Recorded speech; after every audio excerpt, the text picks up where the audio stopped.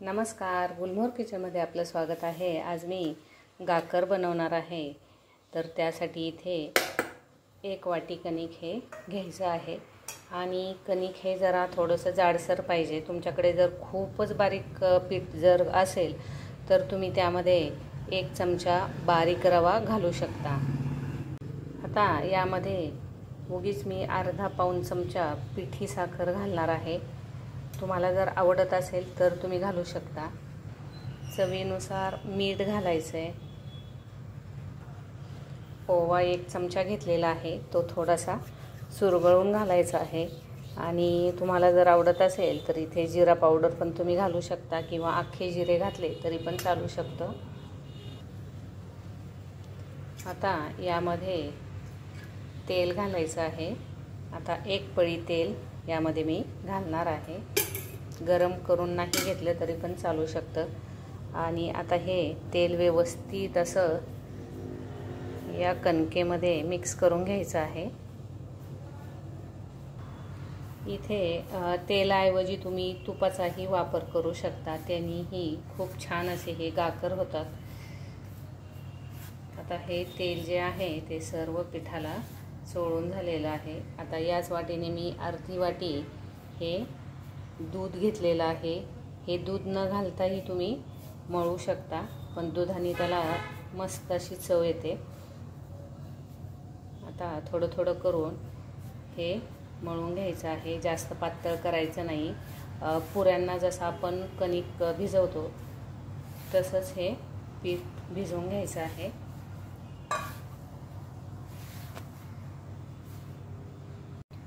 आता इथे अजून मी थोडंसं दूध घेणार आहे। सुरुवातीला अर्धी वाटीच दूध घेतलेलं होतं, आता थोडंसं अजून घेतलेलं आहे।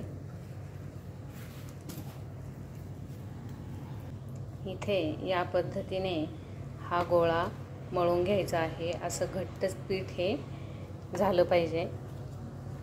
आता याला थोडंसं तेल लावून घ्यायचं आहे वरून आणि 15 ते 20 मिनिट भिजवून द्यायचं आहे आणि मग गाकर याचे करायला घ्यायचे आहेत। हे पीठ आता व्यवस्थित असं भिजलं गेलेलं आहे, तुम्ही इथे पाहू शकता। आता याचे गोळे करून घ्यायचे आहेत।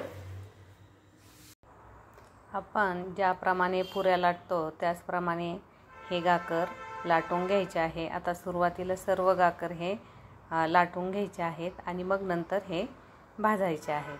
हे पहा, या प्रकारे सर्व हे लाटून घेणार आहे।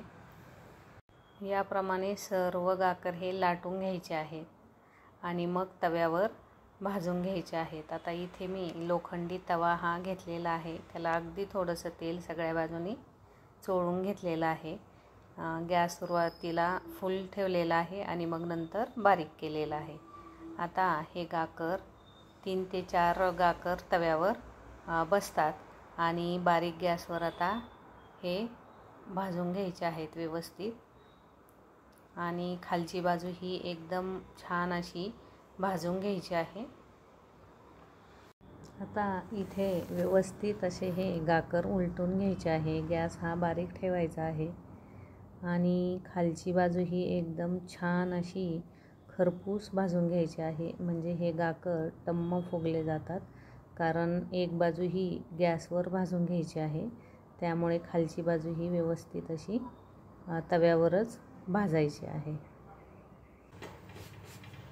हे पहा, याप्रमाणे ही खालची बाजू भाजली गेली पाहिजे। आता एक बाजू ही व्यवस्थित गॅसवर अशी भाजून घ्यायची आहे। गॅस हा बारीक होता, तर आता मी फुल केलेला आहे आणि फुल गॅसवर मस्त अशी टम्म फुगली जाते।